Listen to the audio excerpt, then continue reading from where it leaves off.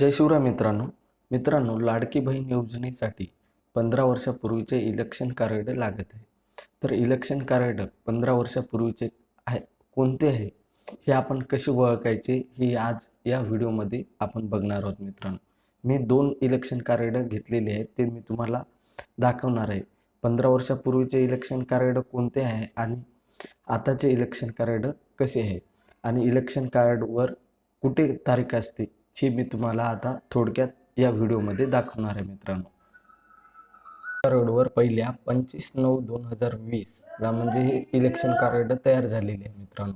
आणि हे 2 नंबरचे इलेक्शन कार्ड 9/6/2007 म्हणजे हे इलेक्शन कार्ड 15 वर्षापूर्वीचे आहे आणि हे इलेक्शन कार्ड म्हणजे आता नवीन आलेले आहे मित्रांनो.